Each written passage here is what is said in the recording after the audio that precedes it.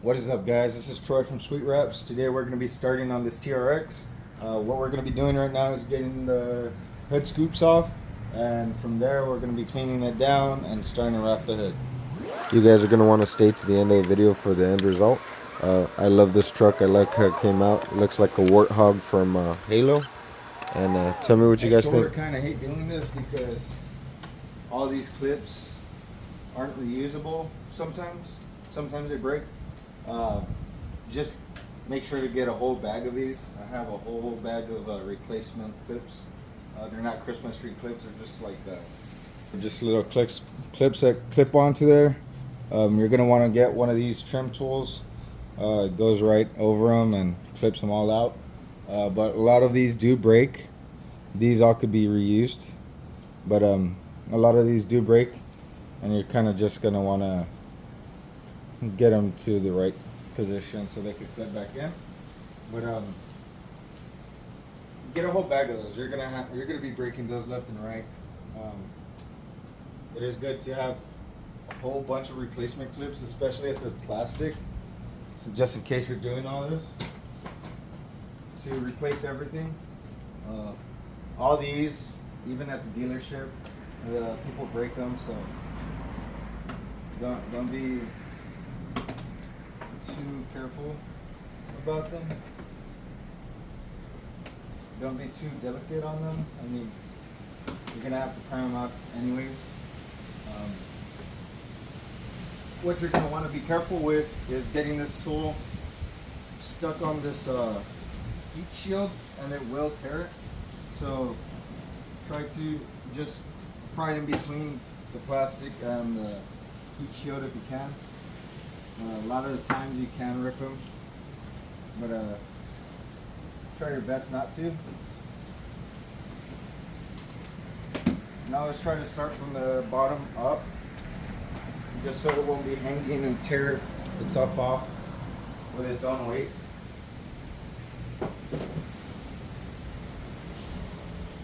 I really don't care where I put these because, like I said, I have a whole bag of them. I just replace them. So just make sure to pick up all the ones that you can get, because if you replace all of them for every car, you're just going to run through all those plastic clips.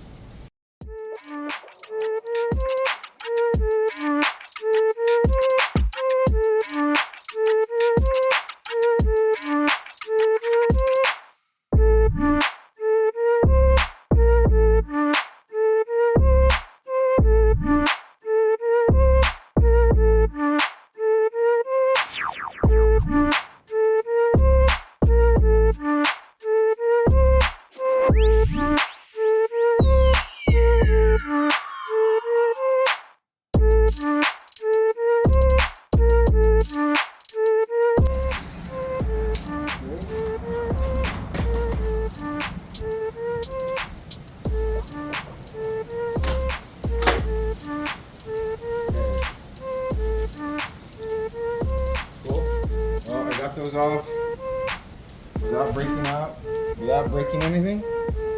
But as you can see, there's 3 last ones on the end. That is really hard to get off. So what you're gonna want to do is get off all of these and pull it to the front, and they'll just slide out without breaking anything. And from there, you could actually pry them off with plastic tool so they won't break, and just replace them, put it back on. Fine. So you need to take off this whole centerpiece right here, just to get off that scoop on the middle, and do the same thing to the other side. So, get it.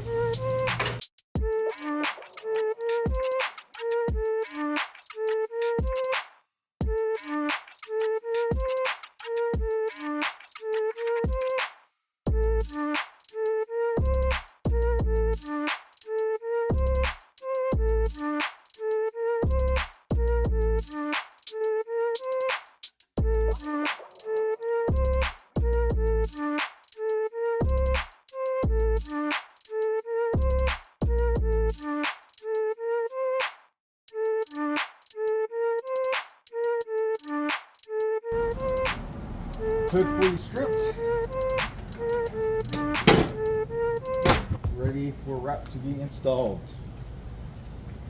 As you guys can see, fully stripped, hood scoops, and yeah, hood scoops. All hood scoops removed, ready for wrap to be installed.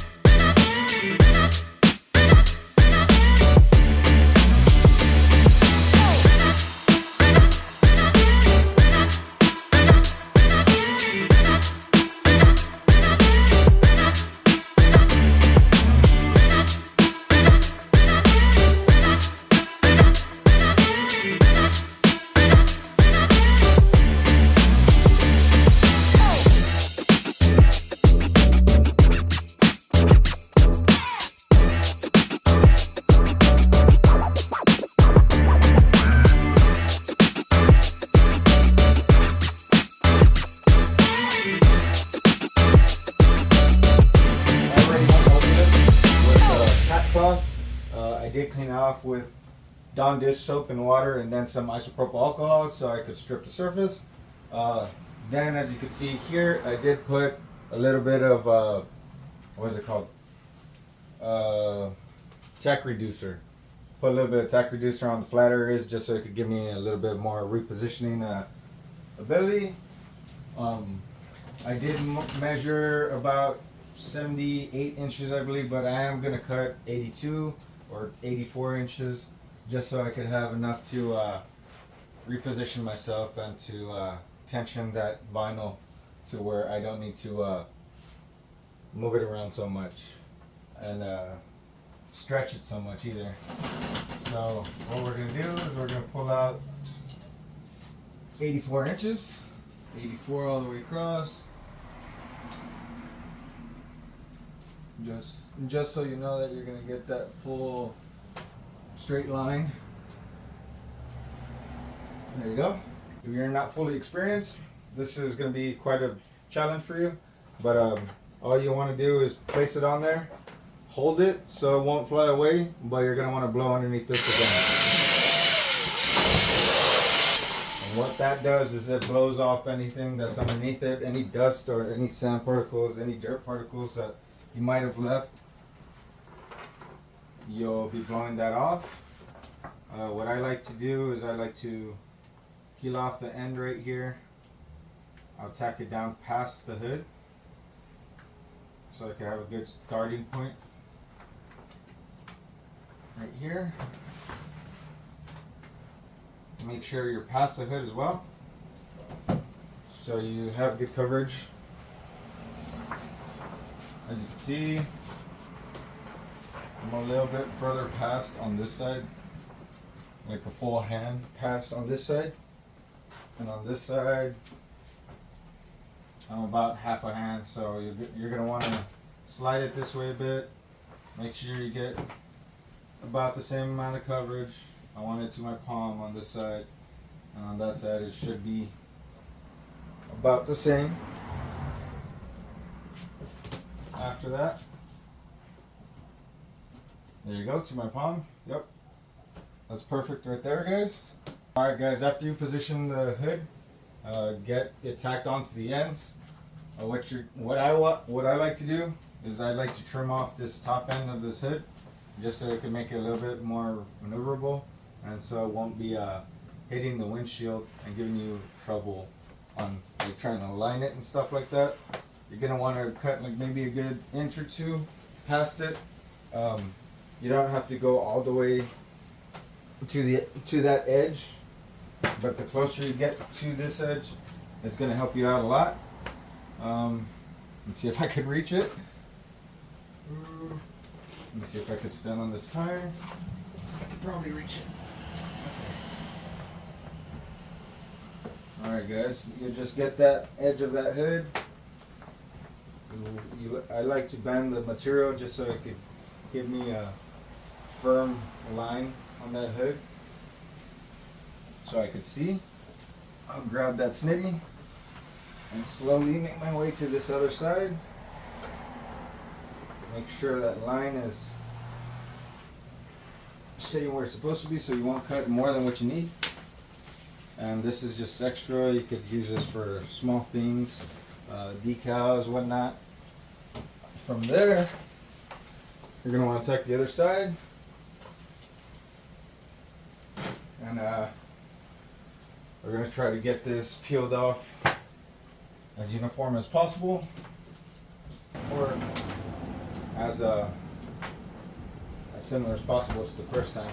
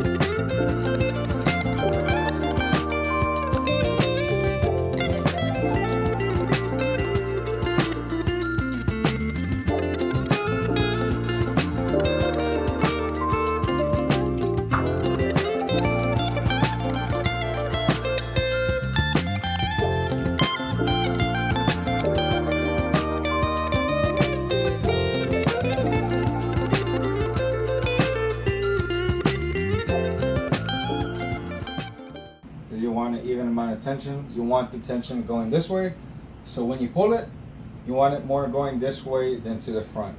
The reason why is because you want the tension along this edge, the hood edge. So once you get up here and you start relaxing those edges, it'll shrink down to that edge.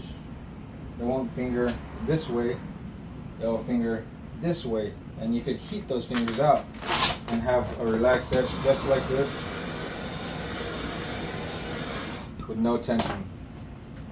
So the more to the sides you are, the better you are without getting any glue lines or tension pulling up this way. From here, what you can do is you could lift all this and pull it towards the back. That's what I'm going to do. The reason why, because like I said, you want the tension going horizontal to every edge. So if you pull this way, you won't have to worry about this ever lifting up. This is going to hook onto that edge, and all the tension is going to be along the straight area, and you'll just relax the back ends and you'll be fine.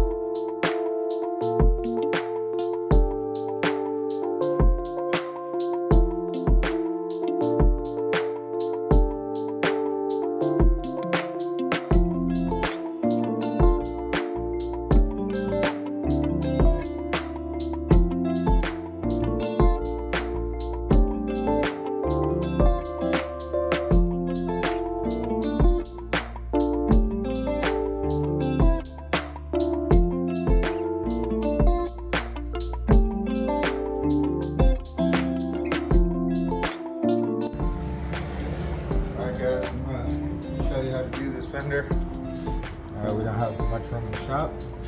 So we're gonna do it outside. There's no wind right now, and it's pretty clean out here. So ain't worried about any dust kicking up around.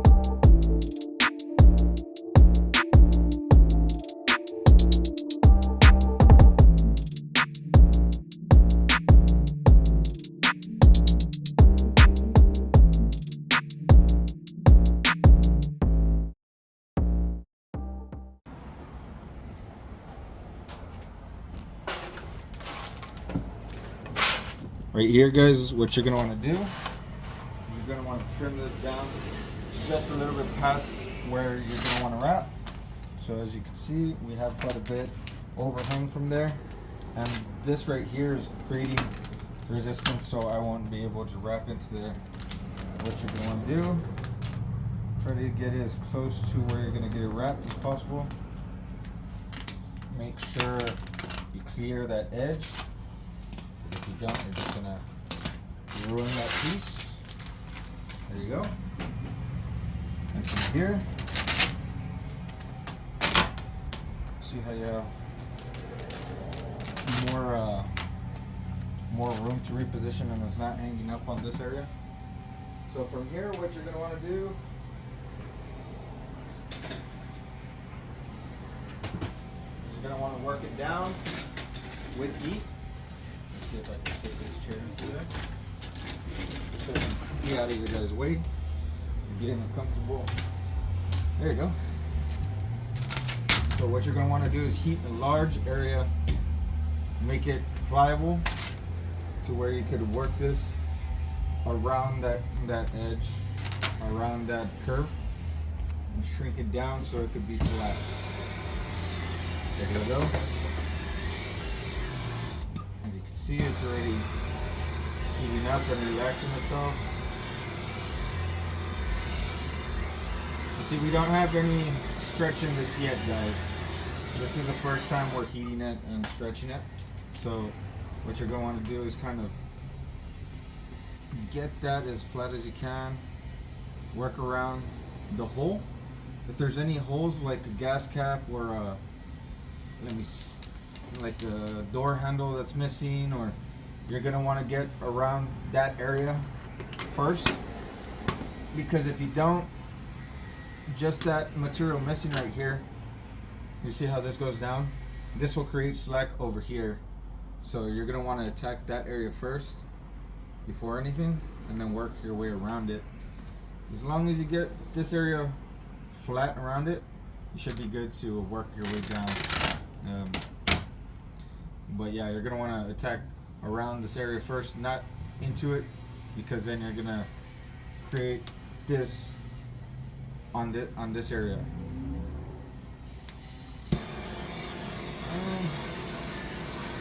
Kind of not a good way of explaining it, but you'll get it once you work with the material. What you're gonna want to do is heat a good amount and heat it to where it's pliable. You're gonna want to shake it a bit, shimmy it a bit. Don't pull it, but like keep it taut, and from there you're gonna work it down. And from here, it's easier to use a squeegee, just so you can get a bigger area altogether. But looky here, guys, that we're not using any heat or anything to get this down. But once you have an area that has too much vinyl, like wrinkles, since you're not stretching it, it'll already shrink by itself. It'll have enough shrink in it like this. It'll have enough shrink in it so it could actually put itself down, and you won't have to worry about it pulling back because there is no stretch there. So like I said in the back, I did a seam or inlay on this bottom section of the fender or the bed, because we don't have enough material to do all of these parts in one piece. From here to here, it's about 48 inches. So, and this is a 88-inch piece. If we didn't do it this way, you're gonna have to cut two pieces of 88 inches from top to bottom, 5 feet, and then cut the 28 inches off, and you'll be left with the 48 inches or whatever you're gonna be using for this.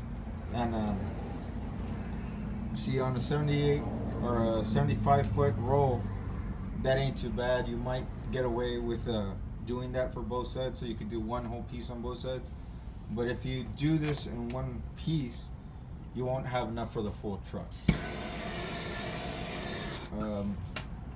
That's just how it is, guys. These Chinese vinyls come like that. If you are wrapping a customer's car, or if you're gonna wrap a friend's car that's a truck, and you want to do everything in one piece, I would recommend to buy 2 full rolls or a roll and a half. Some of these companies don't sell partial rolls. That's why I'm saying some of these companies don't sell partial rolls. That's why I'm saying you're gonna want to order 2 rolls. But if you can get, I would say like maybe a good 20 feet extra, then order that if you could get a partial roll. But a lot of these companies don't sell partial rolls, they sell full rolls.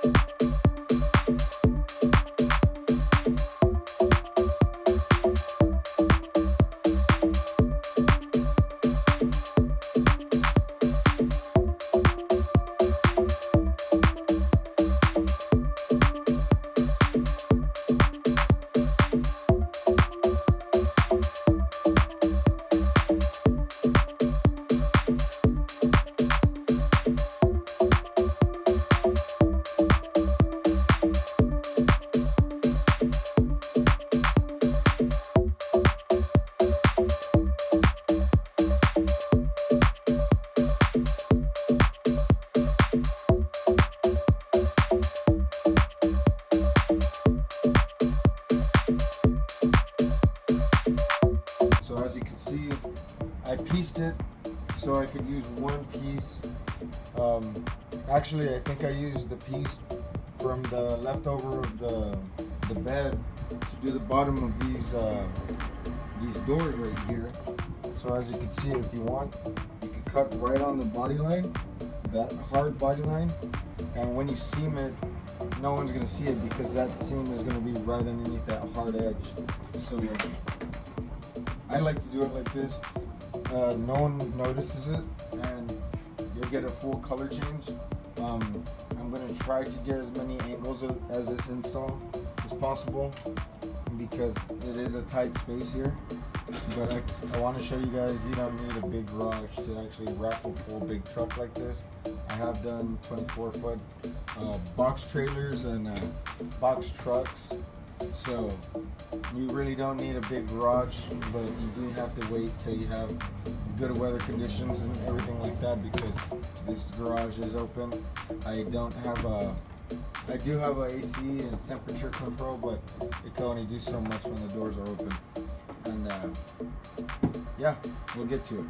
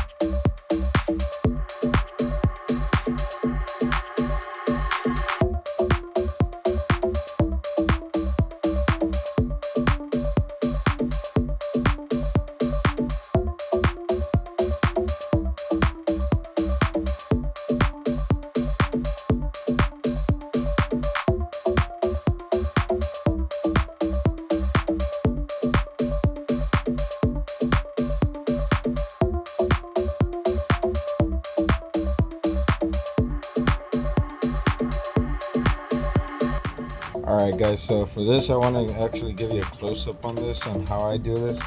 A lot of this handle is covered like up to this body line, and a good amount on this side, like the whole square.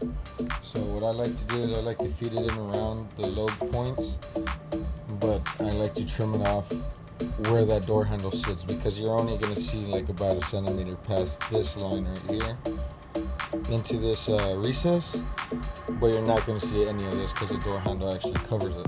So let me show you how I do that. Let me get my glove wet and start heating it. You're going to want to have your glove wet when you're doing stuff like this because when you heat that vinyl, it's going to kind of want to stick to your glove, and you could just you could crease it or like wrinkle it, like as you can see right here. You're going to be pushing it, and it's going to push the vinyl to where it creases like this, and you're going to have to pick it up or try to find a way to get your finger under there or pick it up and heat it and get it corrected. But let me show you guys how I do this and see if I don't mess it up on camera. Let's see. What you're going to want to do is you're going to want to always relax the vinyl. Start on the lowest area, guys. And what I like to do is, as you can see, it's lifting or bubbling right here because there's too much tension. So what I like to do is I kind of like to lift it all around here and use all this slack that we have in the parts that is not going to show. I'll use all that slack to feed into those low recess areas. So as you can see right there, lift it up, and now we don't have any issues with bubbles because it's pulling this material right here, that slack, into that recess. So I like doing this. It gives you a much longer hold, and you don't have to worry about it lifting up or anything like that. You guys could try your best to bridge it, which a lot of people do, like 3M installers and stuff. Since it's a lot thinner than this, you can actually heat it and push it into areas like this, but this material is a lot thicker. So what you're going to want to do is kind of feed the material into that deepest part so it won't fail over time. So same thing over here, guys. Make sure your glove is wet. Get all that air out. And from here, what I like to do, I like to start on this top end and try to feed in those corners before you work anything else. You don't want that slack creating on this where the low end meets the high end. Then relax the rest of it. And like I said, work those areas first, just so you won't have any wrinkles right here on this bottom end. And once you pass this, you're good to go. You could work the rest of this the same way you work any door handle cup, but you're gonna want to gently work your way around this area. It tends to crease here because of the difference in heights of the door handle. So from there, you're gonna want to try not to seal off this vinyl yet. Like, I know a lot of people do this and then it kind of seals off this end. Try not to seal off this end because it's a lot higher than this door cup. So if you do seal it, you're gonna have issues with getting all this air out. So heat it, work your way from this side that way. Don't push hard, push softly, because like I said, this vinyl likes to grab onto your glove. And then from here, like I said, same thing on the other side. You're gonna want to cut the hole, and you're gonna want to leave it loose around those corners. And when you heat it, you feed into those recess areas, the low areas, so it could push that vinyl into those corners and into those deep ends, so it won't lift over time. So you leave everything hanging, attack those recesses, make sure you leave that middle end to the very end, so no bubbles, no air could get trapped around the edges. And then you go over it one last time with some good heat.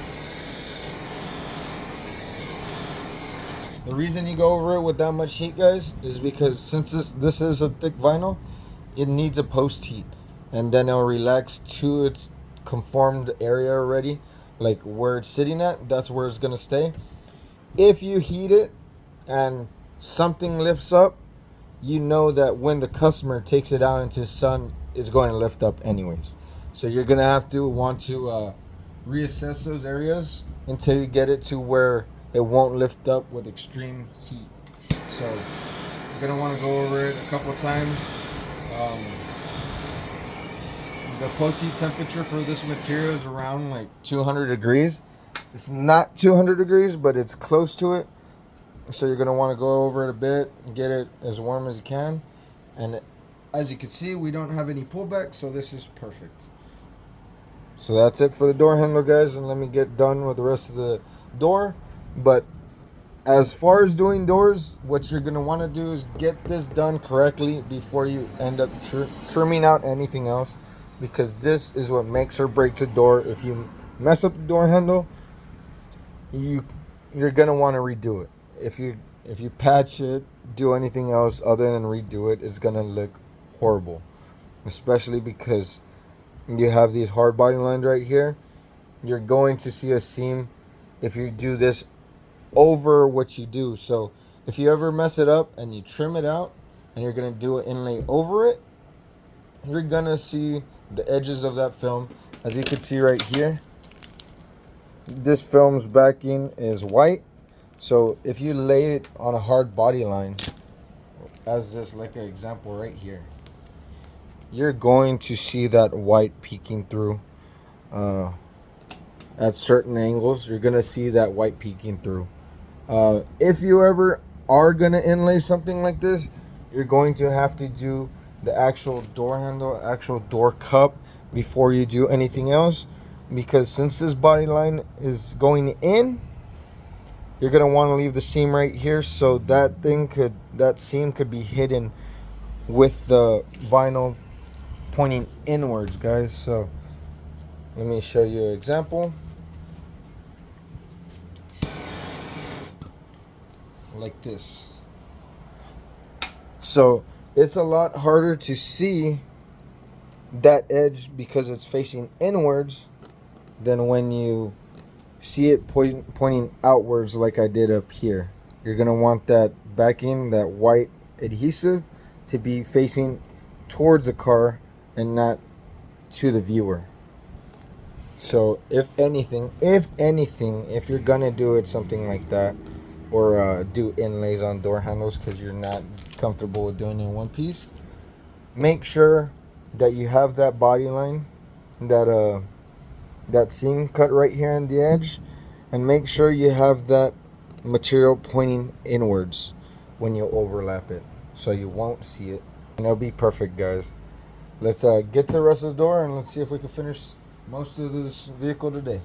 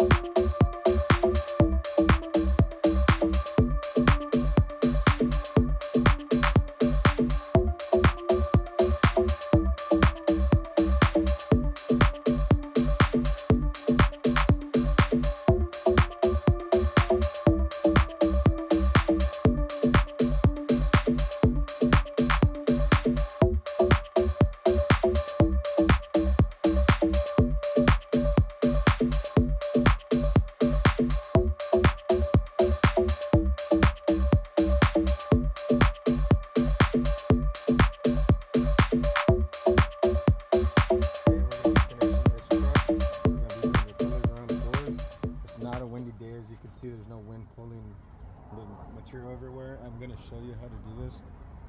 Outdoors, you really don't need to do all this 100% indoors. Just make sure the conditions are good enough so you won't get anything underneath the material. And make sure you have a blower with you. I have a portable blower. Same, this little thing. All you need to do is make sure there's nothing underneath what you're wrapping before you actually put it down. Like I said, it's not so windy out here to where you'll worry about dust and stuff getting underneath it. But we also need these doors open so we can get underneath that weather stripping. So what we're gonna do here is we're gonna start at this corner and we're gonna stretch everything out from there. The reason we do that is so it could have all the high tension here at this corner, and it'll be relaxed to where there's no tension here, so it won't wrinkle up or anything. The tension will be right here on this pillar, which is flat enough for the material not to pick up, even if there's high tension on there. And then we'll work it forward and down with no tension. I'm gonna get my torch right here.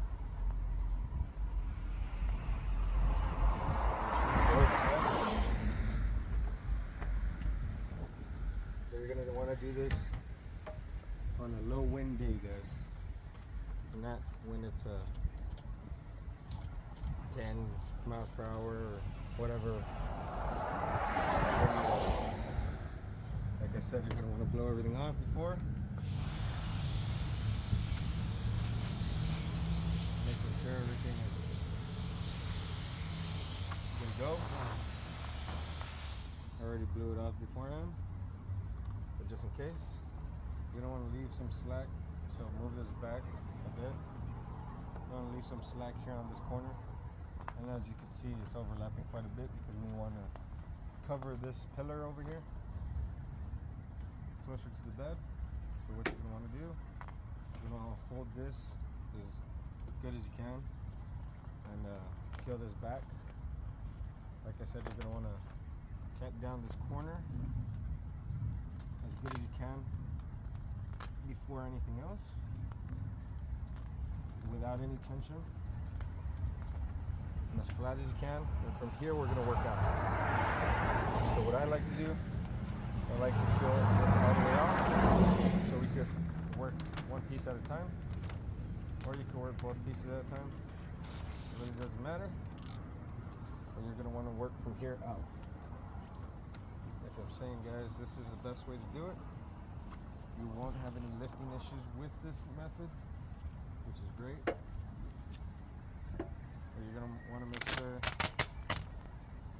you tack down from this point first and work out from there. So as you can see, just tack down from that corner. What you're going to want to do is heat and get all of this as flat as you can. You're going to want to pull down and up at the same time. As you can see, it's already flattening itself out there. And you're going to want to add a little bit of heat so you could have a little bit of pliability and stretch that out.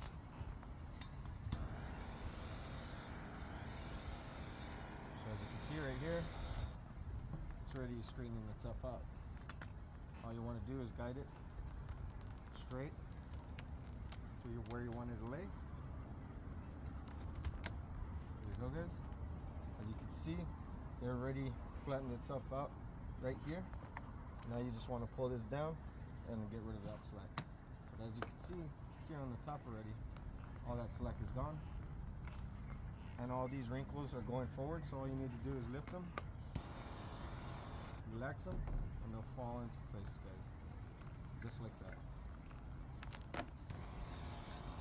And like I said, guys, with this method, you won't have to worry about it coming back from that corner, which this is pretty much everybody's weak point. Everyone has trouble with that part sticking because they work from the front back, guys. They work from the front and stretch it around that corner. You're going to want to hook to that corner and pull all the tension from that corner to the areas that you want to wrap.